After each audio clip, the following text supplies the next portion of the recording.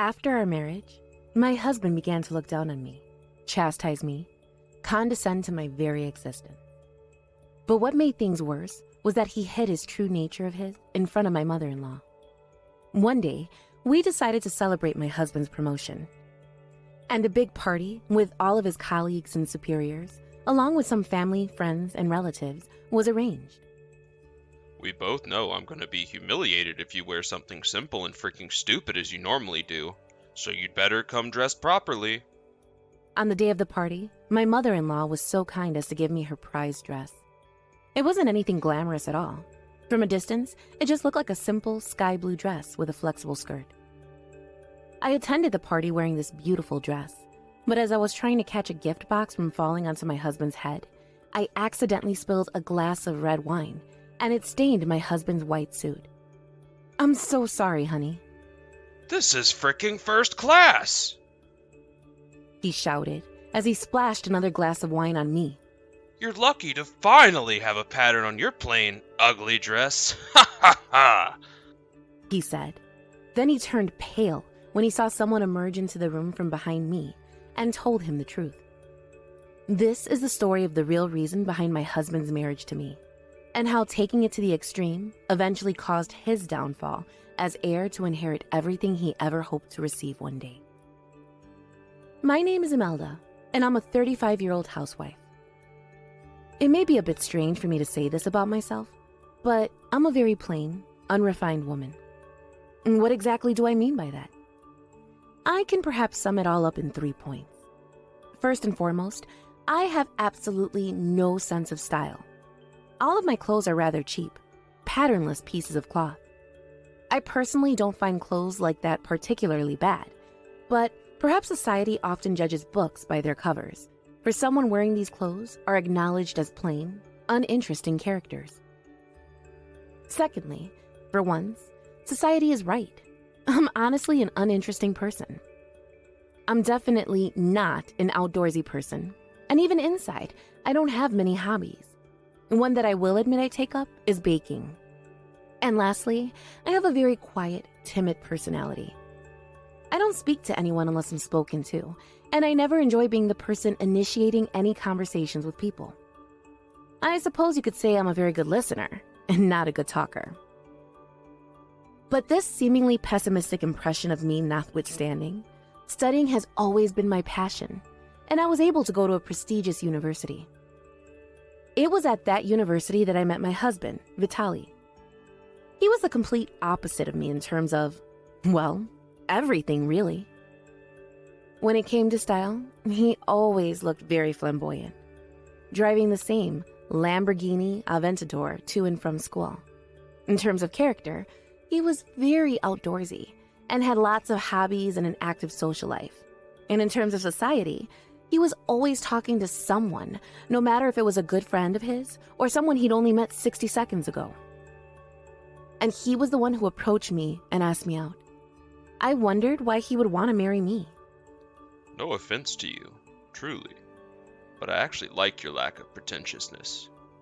It makes me think you just have something amazing on the inside.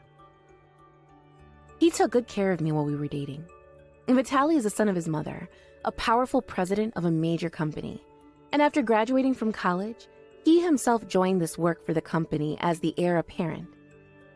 Anyone would think that someone of that status would try to find someone at least somewhat comparable to him. But instead, he defied all common sense and chose a woman from a very ordinary family. I trusted my husband, who looked after me without seeming to worry much about social status. However, it soon became clear that this was a merely false image of Vitaly. After our marriage, he began to condescend me and chastise me at every opportunity. He began to criticize my appearance, saying things like, What's with those poor, rotten clothes? Haha. He even told me the real reason why he married me, even though I had not asked him about it. I would obviously look a lot more attractive if I had a plain woman without the slightest sense of style standing next to me. Now, wouldn't I? I only chose you as a wife to complement my looks, Imelda. You know, I was struggling so hard to hold back my laughter when I told you I liked you because of your lack of pretentiousness. I saw him for what he really was. A scumbag who only sought to boost himself up the career ladder. And once I realized how despairing the situation was, I regretted marrying him so much. In a nutshell, my married life was a constant battle against my husband's verbal and moral harassment. He treated me as though I was a tool to relieve his stress. To make matters worse, he was never sarcastic or unbearable in front of my mother-in-law or anyone else from his company. He would put on his mask of innocence when there was someone else around, especially in front of my mother-in-law. He would become so kind to me, it was actually frightening, and at every opportunity, he successfully deceived her into believing he was taking good care of me. Therefore, Mrs. Venuciano seemed to think that we were a loving couple. Here you go, my dears. Here are souvenirs from my last business trip abroad. Please, eat it together, and I hope you enjoy. In this manner, Mrs. Venuciano always took care of us and gave us many presents. It was a huge relief that at least she didn't bully me like her son did. But it was also true that I couldn't talk to her about my husband's attitude because I didn't want her to go home and worry about her. While I loved her for her kindness, my conscience tormented me further because I simply couldn't confide in her and cause her any concern. In the midst of this life of mine, Vitaly was promoted to head of the department. In order to commemorate this auspicious occasion, he was determined to throw a lavish dinner party, so he planned a huge celebration involving his mother-in-law, who was the president of the company, as well as his colleagues and senior and junior staff. A few close family, friends, and relatives were to be invited too. We both know I'm going to be humiliated if you wear something simple and freaking stupid as you normally do. So you'd better come dressed properly. I'm telling you, the party is going to be a big deal, and there are going to be a lot of people involved. Pray you don't disappoint me, Imelda, or you'll regret ever coming to work for Mama's company. That's what my husband told me, threateningly. What he meant by dress properly, I guess he meant he wanted me to wear clothes made of top quality and some branded accessories too. I was at a loss because I didn't have any clothes suitable for such a party, but I decided to go with the only thing at home that could perhaps be of slightly better quality, which was merely a formal black dress with a flower-like pattern on the right shoulder. Then Vitaly made me do all kinds of preparations for the big day, including arranging the venue. A stupid housewife like you doesn't have much time on her hands already, right? So it's freaking only natural for her to do all for her husband, who goes to work every day and brings home the bacon, isn't it? Vitaly just kept on saying that, taking for granted that everything that had anything to do with the party was to be arranged by me. The fact remained, though, it was his own idea for the party, and yet he didn't do any of the preparations.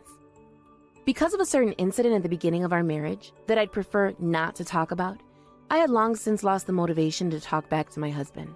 So I silently obliged and quickly began preparing for the party, shoving my frustration outside of my mind for the time being. The party was to celebrate Vitaly's promotion started in the evening, but I got up early to get the venue and prepare everything.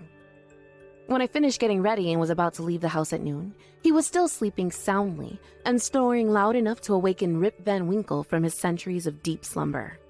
I swear, I could feel the entire house shudder with how loud he snored sometimes. Good thing I have a habit of putting on wireless headphones with music to drown it out. Anyway, I left the house with a large paper bag containing the aforementioned dress of mine to change into at the venue. When I arrived at the venue, I completed the final formalities to reserve the room and was arranging the tables and chairs when suddenly I received a call on my phone from my mother-in-law, Mrs. Venuciano. Imelda, come to my house now.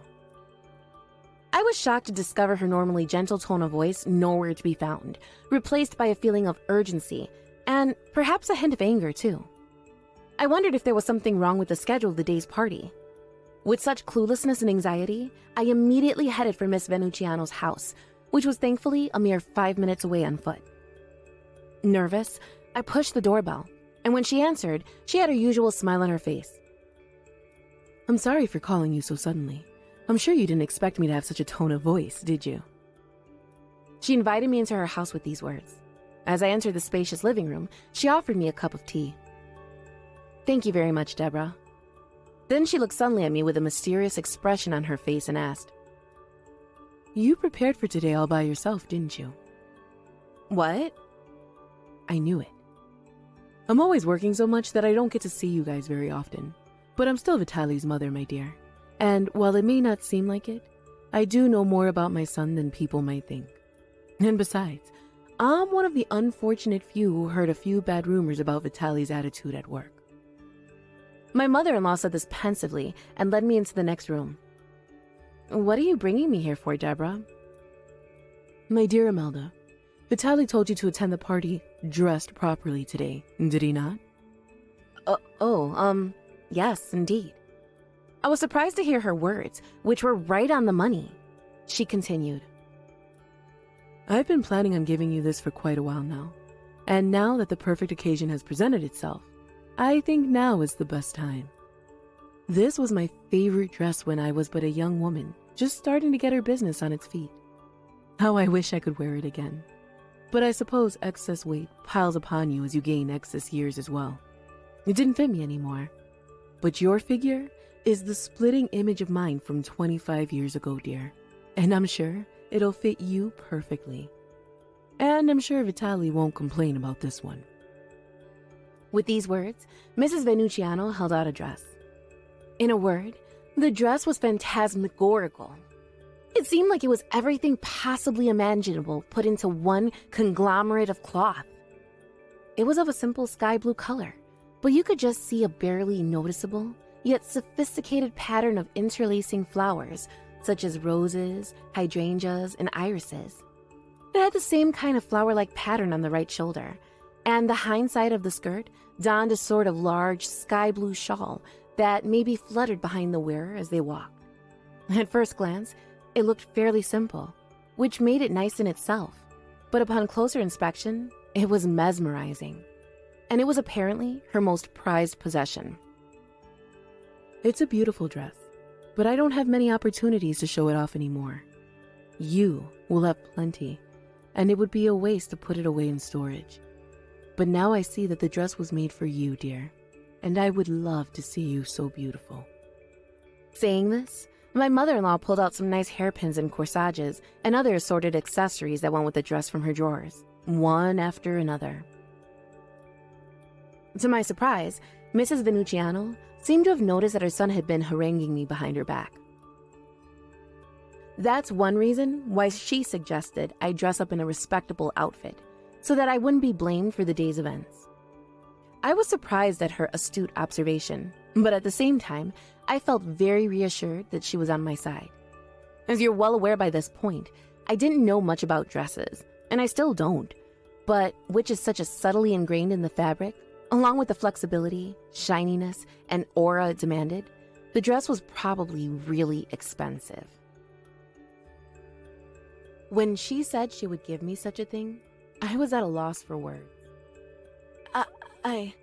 Deborah, darling, I can't accept such a nice thing. I just can't. This is your prized dress. Why would someone like me wear something like this? Mrs. Venuciano replied to me with a kind smile. "My dear, I know you will take very good care of it, and that's another reason why I wanted to give it to you. Unlike Vitali, you're very responsible, and I think you should think you deserve this dress." Saying that, my mother-in-law began to dress me. "Oh, thank you." Mrs. Venuciano dressed me in the dress with such a skillful, graceful hand. "I haven't worn a dress since my 20th birthday party," I said, and she laughed. "It's not often that I get to wear a dress either. I'm terrible with style, you see." For the first time in my life, I was the one initiating conversation with Mrs. Venuciano. It was as though she'd given me newfound confidence in myself, and that I didn't need to be so unsure about what to say to make myself seem like an interesting person. I was Imelda, and the Imelda who's surrounded by friends is always bright and lively, so I've been told by my friends in university. As we were talking about this and that, I was dressed in no time, accessories and all. Thanks to Mrs. Venuciano, I looked and felt unstoppable. She assured me that her son would definitely have no complaints about this. I thanked her and headed back to the venue. "I'll be there as soon as I change my clothes." she said, and sent me off on ahead. Finally, the celebration for my husband's promotion had begun. He showed up at the reception desk, took one look at me, snickered, and walked into the grand hall. On the inside, I was annoyed, but I held my tongue so as not to ruin the occasion. Eventually, Mrs. Venucciano showed up, and once the VIPs were present, the party began. Surrounded by a sumptuous dinner, wine, and dessert, I felt as though I could forget my husband's usual harassment, just for today. Combined with Mrs. Venucciano's dress, I felt confident in myself in this environment, and I showed it by talking to people of all ages and social statuses. Talking to some esteemed businessmen was quite tiring, honestly, but after some flexible adjusting to each and every individual, each conversation was an experience. Toward the end of the party, the guests from his workplace brought in their congratulatory gifts, one after another. Soon, the table was overflowing with beautifully wrapped boxes. I stood next to my husband and thanked them all, one by one, for the gifts. As the last person was about to place theirs upon the mountain of boxes, the pile tilted towards Vitaly. "Honey, look out!" I quickly outstretched my hands to prevent the large box from falling upon my husband's head. Unfortunately, in the process, I accidentally spilled a glass of red wine, and it stained my husband's white suit. "Oh no, I'm so sorry." Vitaly was so flustered that he forgot to put his own glass down on the table and went to the waiting room. I hurried after him. When I went into the waiting room, I found him frantically trying to wipe out the wine from his suit. "Oh, honey, I'm so sorry." I called out to him from behind him, and he turned around with a sharp look of malevolence in his eyes. You do realize this is a freaking first-class custom-made suit, don't you? The fabric is exquisite. Do you understand what you just did? I do. I'm so sorry. I'll have it dry cleaned. That's not the freaking point, bitch. The next thing I know, I was wiping red wine from out of my eyes. Yes, indeed. Vitaly had splashed me with the glass of wine he'd brought with him to the waiting room. That's your freaking punishment for staining my expensive tailor-made suit. You stupid whore. Well, at least your crappy, cheap dress doesn't even come close to getting back at mine. The stain spread rapidly across Mrs. Venucciano's dress. My husband beheld it and continued. I couldn't help but laugh when I saw you at the reception desk earlier, Imelda. Wearing a plain, uninspired dress like that really gives you points for blah. I guess that's more or less what suits you now. I'm glad I helped you put a pattern on your plain dress. I had soiled my mother-in-law's prize dress mere hours after accepting it from her. I was so sorry for this catastrophe that I couldn't say anything at all. Meanwhile, Vitaly kept on saying insulting things at me without showing any sign of stopping. This isn't mine. I was so shocked that all I could do was inaudibly mutter these words. I was so sad that everything my mother-in-law had prepared for me had been immediately ruined. Vitaly didn't notice my muttering and shoved me to the ground. Some maggot you are. Just get the frick home. And don't show your face to me until you know your damn place. That's when it happened. A plain, uninspired dress? Cheap and crappy. I hope you're not talking about my prize dress, Vitaly. I turned around to find Mrs. Venucciano coming into the room. She came running to me, whose tears were now running down onto the floor, and started to console me. All I could do was turn my head to the floor and apologize to her again and again, and again and again and again. Mrs. Venucciano told me it was okay and dabbed a wet spot where the wine had spread with a handkerchief. Vitaly, who was watching this unfold before his eyes, turned deathly pale as if he had sobered up. The stain won't spread if I do this. I'll ask the stain remover to take care of the rest. She looked at me kindly and turned back to her son with a totally different look in her eyes. So, which cheap, crappy dress are you talking about? This is an expensive dress that I gave to Imelda myself just this morning, and it cost me several $100,000. The fabric and tailoring were all done from square one, first class, just like the kind you love, son. As soon as Mrs. Venucciano mentioned the price, my husband's eyes opened wide. I had assumed that it was expensive from the start, but I was surprised that it was that expensive. She gave Vitaly a cold look and explained the value of the dress. Vitaly had purposefully stained such an expensive dress with red wine. No, Mama, listen to me. I didn't know it was yours. He began to make excuses as if he was in a hurry, but the next moment he uttered something unbelievable. It's your plain frickin' ass that's to blame, Imelda. I don't know if it's really a luxury item or not, but one thing's for sure. You make it look like a dirt cheap ogre's gown. Yep. For some reason, Vitaly started to take his rage out on me. What? My husband glared at me, and obviously his mother started to lecture him even more. It's because you judge people by their looks, and not by what's inside of themselves like that you don't know what's really good at all. To be honest, I'm embarrassed to see that side in a son of mine. I know you were deceiving me into believing you were being good to Imelda. I've heard all kinds of things about your bad behavior from your friends in my company, Vitaly.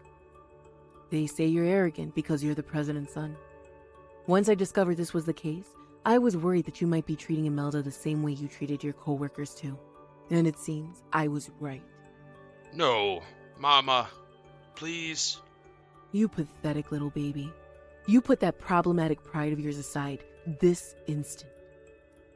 Vitaly could have never imagined his mother, who was among the sweetest people in town, easily take on a very unforgiving, strict, reprimanding attitude. Mama, why? His voice was pitifully tearful.